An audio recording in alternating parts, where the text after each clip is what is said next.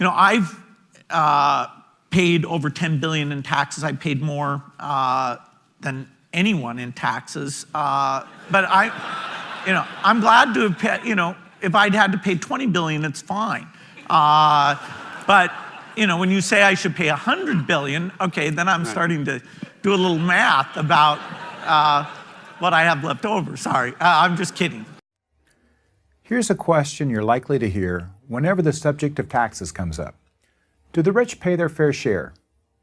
There are two parts to this question: who is rich and what is fair?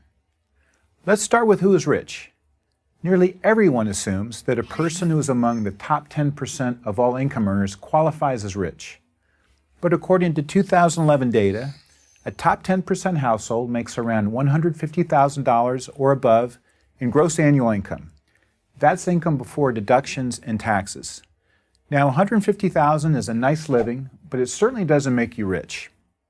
Okay then, what about the top 5%?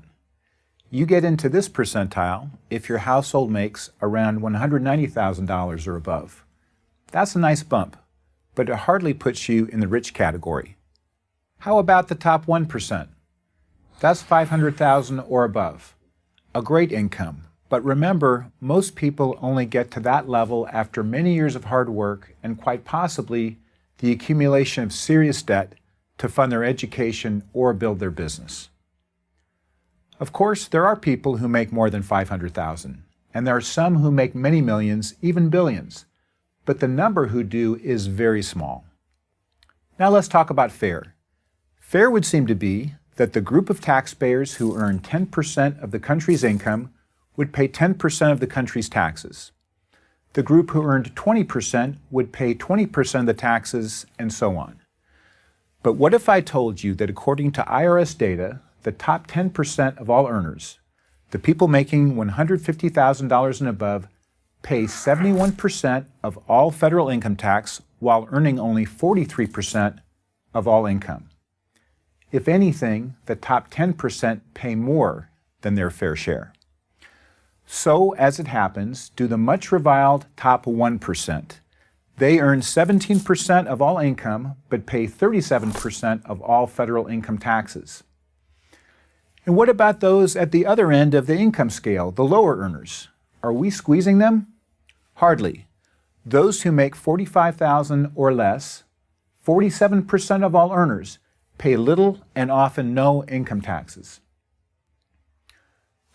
But what about payroll taxes, the money we pay to fund Social Security and Medicare?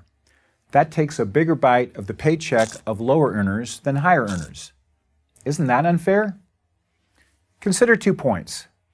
First, it's misleading to call the payroll tax a tax.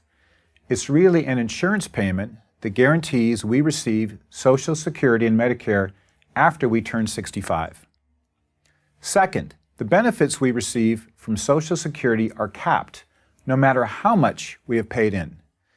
This means that the payroll taxes of high earners actually help subsidize the Social Security and Medicare benefits that low earners receive at retirement. How do all these numbers stack up against other countries? The U.S. income tax system is substantially more progressive, meaning that income tax rates rise as income rises, than other advanced countries, including Germany and Sweden. So if you think that our tax system is unfair because it coddles high earners, then you must conclude that tax systems in these other countries are even more unfair.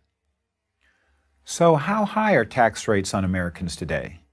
Well, throw in federal tax increases mandated in 2013, and state taxes, and top earners face a tax rate of more than 50% in California and New York.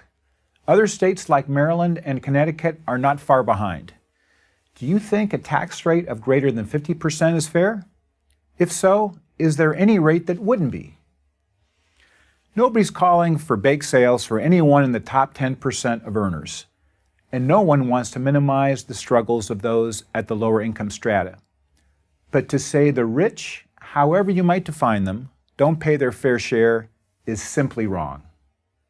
Finally, numerous academic studies, including ones that I have done, show that when tax rates are too high, investment, risk-taking by entrepreneurs, and therefore job creation all decline. And when that happens, it's the poor who suffer, not the rich. The rich do fine. It may feel good to take even more money from the top 10%, but it doesn't do good, and it sure isn't fair. I'm Lee Ohanian, professor of economics at UCLA for Prager University.